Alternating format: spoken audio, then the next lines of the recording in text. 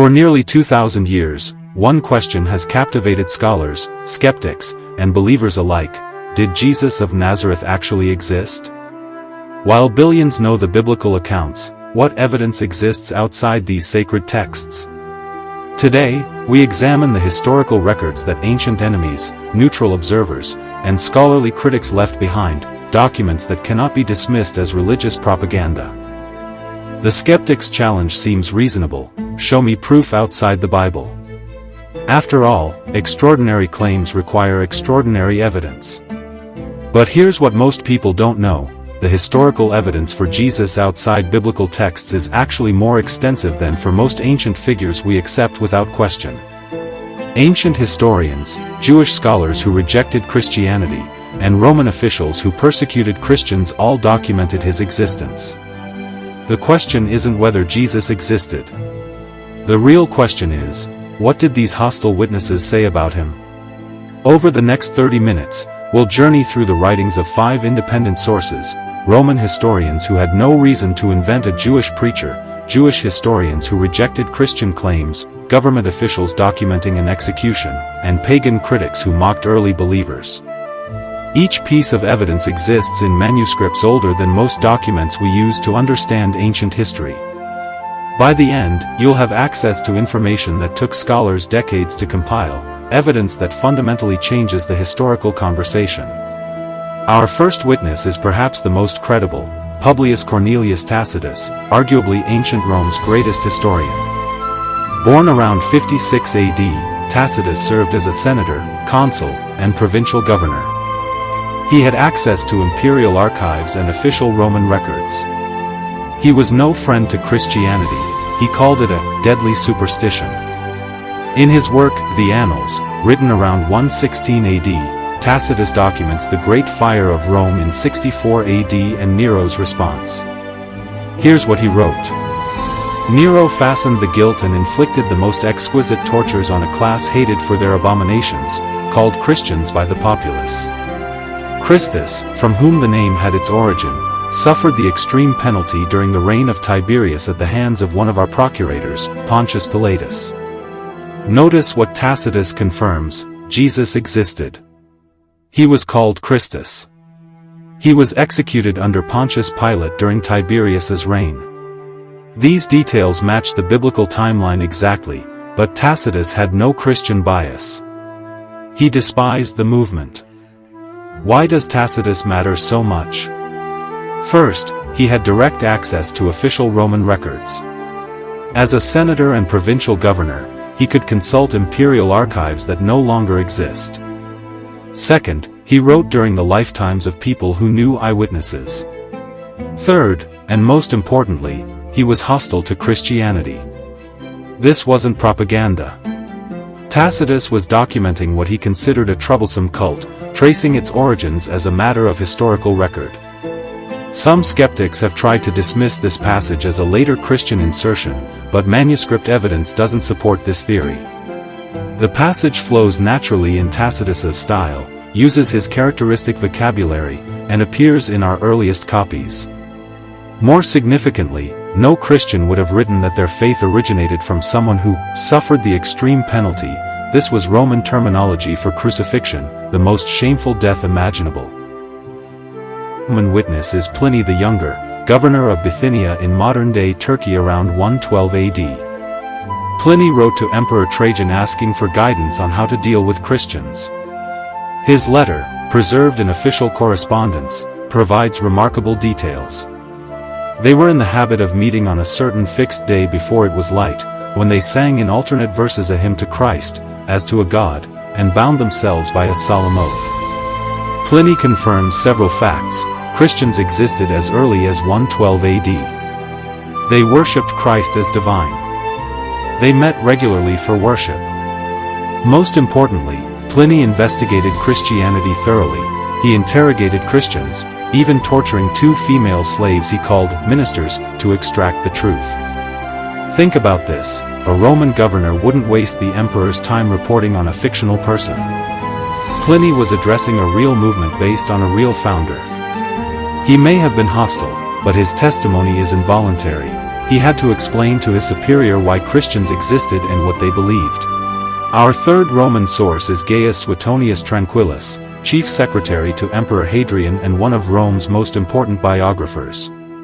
Around 120 AD, Suetonius wrote The Lives of the 12 Caesars, documenting the reigns of Julius Caesar through Domitian.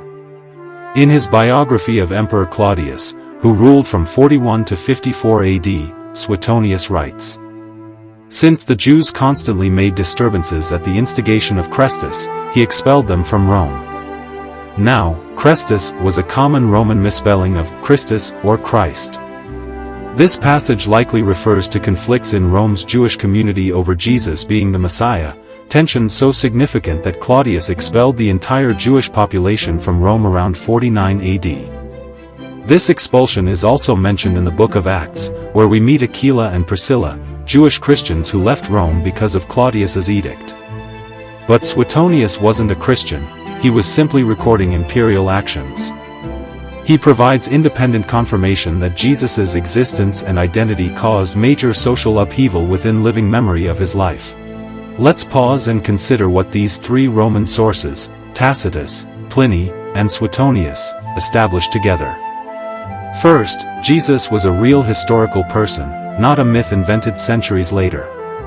Second, he was executed under Pontius Pilate during Tiberius's reign, exactly as the Gospels describe. Third, his followers worshipped him as divine within decades of his death. Fourth, the movement spread so rapidly that it reached Rome and required official government response. These aren't Christian sources trying to convert you. These are hostile or neutral witnesses, government officials, elite historians who accessed imperial records. They documented Jesus because they had to explain a movement that was disrupting the empire. Their testimony is involuntary, which makes it extraordinarily valuable. They're like prosecutors who end up confirming the defendant's existence while trying to make a different point. But we're just getting started. Our next witnesses come from a surprising source, Jewish historians who rejected Jesus's claims entirely. Now we turn to our most detailed non-biblical source, Flavius Josephus, a first-century Jewish historian who never became a Christian. Born in 37 AD to a priestly family in Jerusalem, Josephus lived through the most turbulent period in Jewish history. He witnessed the Jewish revolt against Rome, survived the siege of Jerusalem, and ultimately worked for the Roman emperors Vespasian and Titus. Josephus wrote Antiquities of the Jews around 93 to 94 AD, a comprehensive history of the Jewish people. What makes Josephus extraordinary is his proximity to the events. He was born just 4 years after Jesus' crucifixion. He would have known people who knew Jesus. His sources included eyewitnesses. Josephus mentions Jesus twice. The most significant passage, known as the Testimonium Flavianum, has been debated for centuries. But here's what scholars now know. The core of the passage is authentic Josephus, though later Christian scribes likely embellished it. When we remove the probable Christian additions and focus on what Josephus would have written, we get remarkable testimony. Here's the full passage as it appears in our manuscripts. About this time there lived Jesus, a wise man, if indeed one ought to call him a man. For he was one who performed surprising deeds and was a teacher of such people as accept the truth gladly. He won over many Jews and many of the Greeks. He was the Christ. And when, upon the accusation of the principal men among us, Pilate had condemned him to a cross, those who had first come to love him did not cease. He appeared to them spending a third day restored to life, for the prophets of God had foretold these things and 1,000 other marvels about him. And the tribe of the Christians, so called after him, has still to this day not disappeared. Now, phrases like, he was the Christ and restored to life are almost certainly Christian additions. Josephus remained a devout Jew his entire life. He wouldn't have declared Jesus the Messiah. But when scholars remove these obvious insertions, the core passage remains consistent with Josephus's style and vocabulary. About this time there lived Jesus, a wise man. For he was one who performed surprising deeds and was a teacher of such people as accept the truth gladly. He won over many Jews and many of the Greeks. And when, upon the accusation of the principal men among us, Pilate had condemned him to a cross, those who had first come to love him did not cease. And the tribe of the Christians, so called after him, has still to this day not disappeared.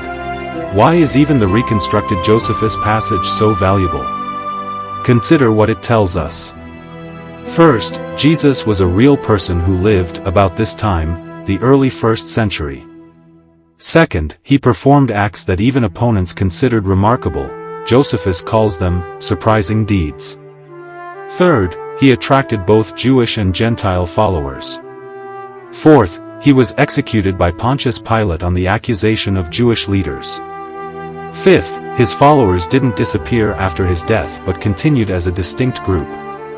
Josephus provides these details not as a believer but as a historian documenting his people's history. He's explaining why this tribe of Christians existed in his own day. The passage's neutral or slightly dismissive tone actually strengthens its authenticity. No Christian forger would describe Jesus's deeds as merely surprising rather than miraculous. But Josephus mentions Jesus again in a passage that skeptics find even harder to dismiss. In Book 20 of Antiquities, Josephus describes events in Jerusalem around 62 AD. The high priest Ananus took advantage of a power vacuum to eliminate opponents. He convened a meeting of the Sanhedrin and brought before them a man named James, the brother of Jesus who was called the Christ, and certain others. He accused them of having transgressed the law and delivered them up to be stoned. This passage is accepted as authentic by virtually all scholars, even the most skeptical. Why? Because it's casual and incidental. Josephus isn't making a point about Jesus, he's explaining who James was. The phrase, "who was called the Christ," is perfectly neutral. It's how a non-Christian would identify Jesus in passing. This single sentence confirms multiple facts. Jesus had a brother named James. Jesus was known by the title, Christ, even among non-believers. James was significant enough in Jerusalem to be executed by the religious authorities. The execution happened around 62 AD, within the lifetime of Jesus's original followers.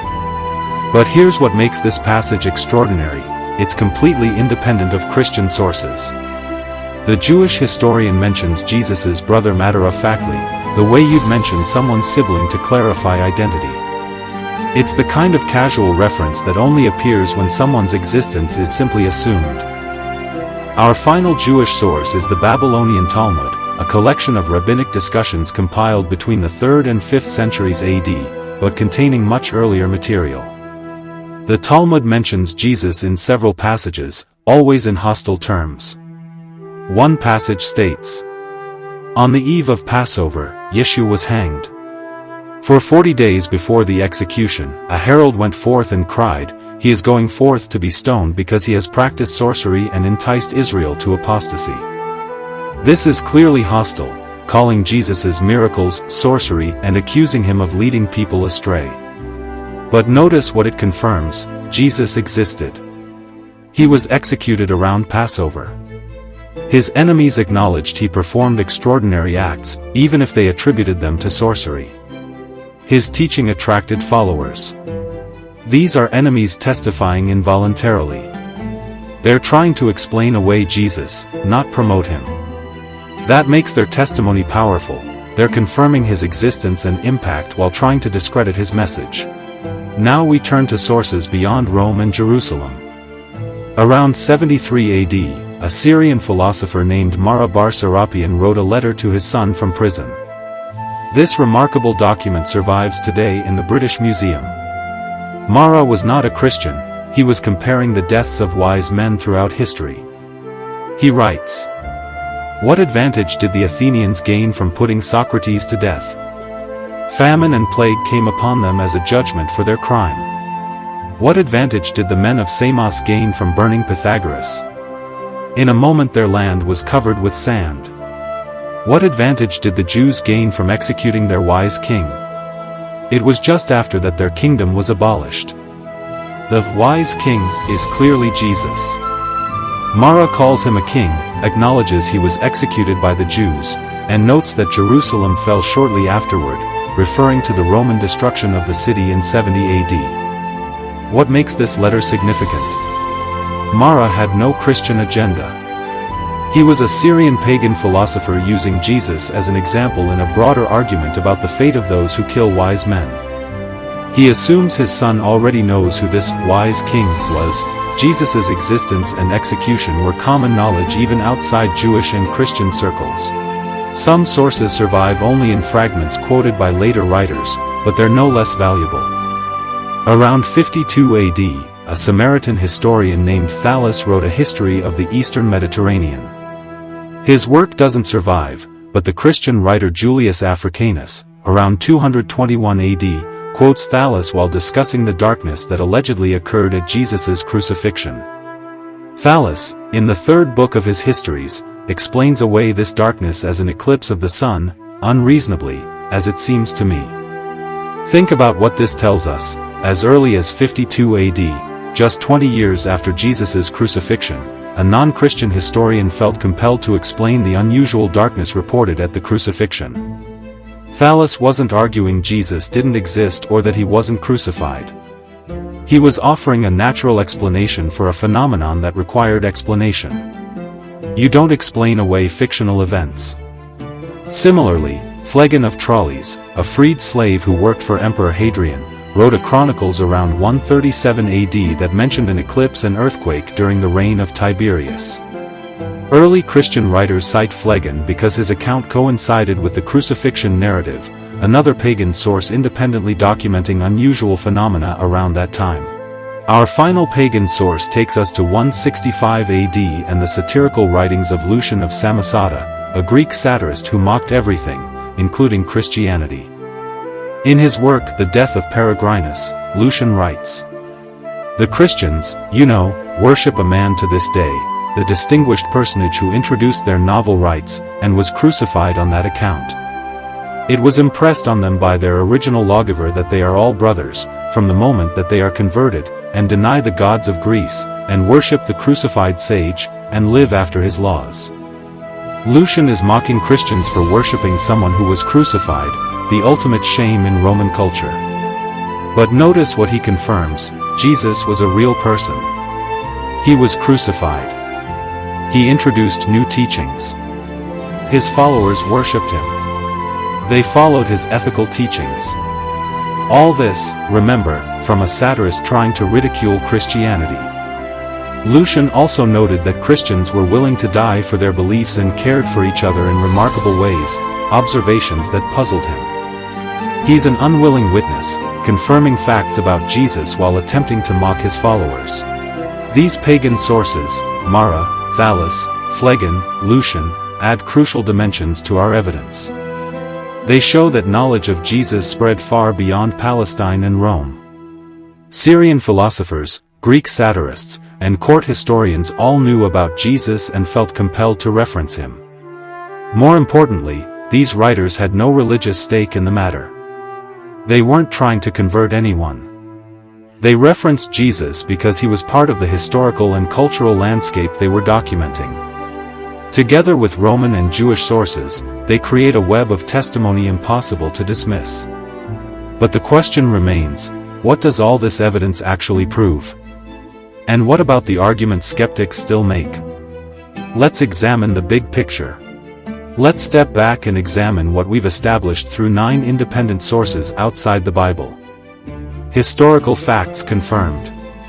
1. Jesus was a real person who lived in early 1st century Palestine. 2. He was a teacher who attracted followers, both Jewish and Gentile. 3. He performed acts that even opponents considered extraordinary. 4. He was executed by crucifixion under Pontius Pilate. 5. This execution occurred during the reign of Emperor Tiberius. 6. Jewish religious authorities were involved in his death. 7. His followers claimed he rose from the dead. 8. This movement spread rapidly across the Roman Empire. 9. Early Christians worshipped Jesus as divine. 10. The movement persisted despite severe persecution. These aren't theological claims, these are historical facts documented by people who had no reason to invent them, and often had reasons to deny them. Consider the nature of this testimony. We have hostile witnesses, Roman officials who persecuted Christians, Jewish historians who rejected Christian claims, pagan critics who mocked the faith. We have neutral witnesses, historians documenting events as part of larger narratives. We have early testimony, sources written within decades of Jesus' life by people who could have known eyewitnesses. The convergence is remarkable. These sources, written independently across different cultures, languages, and time periods, all confirm the essential outline of Jesus' life and death. Now let's address the common skeptical objections. Objection 1. These sources are too late to be reliable. Response. Most of our sources were written within 50 to 80 years of Jesus' life. For ancient history, this is remarkably early. We accept Alexander the Great existed, yet the earliest biography of him was written 400 years after his death. We trust our knowledge of Julius Caesar, but the earliest manuscripts of his Gallic Wars date to 900 years after the events. By ancient historical standards, the evidence for Jesus is exceptional. Objection 2. The sources just repeat what Christians told them. Response. This doesn't withstand scrutiny. Tacitus and Josephus had access to Roman and Jewish records independent of Christian sources. More importantly, these writers were often hostile to Christianity. If they were merely repeating Christian propaganda, why would they include details that embarrass the faith? Tacitus emphasizes the shameful nature of crucifixion. Josephus implies Jesus' miracles were mere, surprising deeds. The Talmud attributes his powers to sorcery. These are not Christian talking points. Objection 3. Christians could have forged these passages. Response. While the Testimonium Flavianum shows signs of Christian enhancement, the core of that passage and all other references show no evidence of forgery. They appear in our earliest manuscripts, use vocabulary and style consistent with the attributed authors, and often contain details no Christian would invent. The reference to James as a brother of Jesus who was called the Christ is too casual and neutral to be a forgery. Objection 4. We need more sources to be certain. Response. We actually have more sources for Jesus than for most ancient figures. Importantly, we have diverse sources, Roman, Jewish, Syrian, Greek, from different cultural contexts, all confirming the basic facts. This diversification of evidence. What do experts say? Here's what's remarkable. Among professional historians who specialize in ancient history and early Christianity, there's virtually unanimous consensus that Jesus existed as a historical person. This includes atheist scholars, Jewish scholars, agnostic scholars, not just Christians. Bart Ehrman, an agnostic New Testament scholar and prominent skeptic of Christianity's supernatural claims, wrote an entire book titled, Did Jesus Exist? His conclusion, Jesus certainly existed, as virtually every competent scholar of antiquity, Christian or non-Christian, agrees. Maurice Casey, another agnostic scholar, stated, I conclude that the whole idea that Jesus of Nazareth did not exist as a historical figure is verifiably false. Moreover, it has not been produced by anyone or anything with any reasonable relationship to critical scholarship. Even Gerd Ludemann, a skeptical German scholar who rejected Jesus' resurrection, affirmed, Jesus' death as a consequence of crucifixion is indisputable. The scholarly consensus isn't based on faith, it's based on evidence. The same standards historians used to establish the existence of Socrates, Hannibal, or Cleopatra confirm Jesus' historical existence. The question for scholars isn't whether Jesus existed, but how to interpret the evidence about what he said and did. Why does this evidence matter? Because truth matters. Whether you're a believer, skeptic, or seeker, you deserve access to facts. The historical evidence doesn't prove Jesus was God. That's a matter of faith and interpretation. But it does establish that Jesus was a real person who lived, taught, performed remarkable acts, and was executed by crucifixion. It confirms that his followers genuinely believed he rose from the dead and were willing to die for that belief. These facts shift the conversation. Instead of debating whether Jesus existed, we can engage with more substantive questions. Who was he really? What did he actually teach? How do we account for the extraordinary impact of his life? These are questions worth exploring, and they can only be addressed honestly when we start with the historical foundation. The evidence is in. Jesus existed. What you do with that fact is your choice, but it should be an informed choice based on evidence, not assumption or misinformation. As we conclude, consider the remarkable pattern we've uncovered. A Roman senator who despised Christianity documented Jesus' execution. A Roman governor interrogated Christians and reported their worship of Christ. A Roman biographer recorded social upheaval caused by Jesus. A Jewish historian who never converted mentioned Jesus twice, including a casual reference to his brother James. Ancient rabbis tried to explain away Jesus by calling his miracles sorcery. A Syrian philosopher used Jesus as an example of a wise man unjustly killed. Historians documented unusual phenomena around the time of the crucifixion. A Greek satirist mocked Christians for worshipping a crucified man. These weren't collaborators promoting a shared agenda. They were independent witnesses across cultures, languages, and decades. Some were hostile. Some were neutral. None were trying to convert you.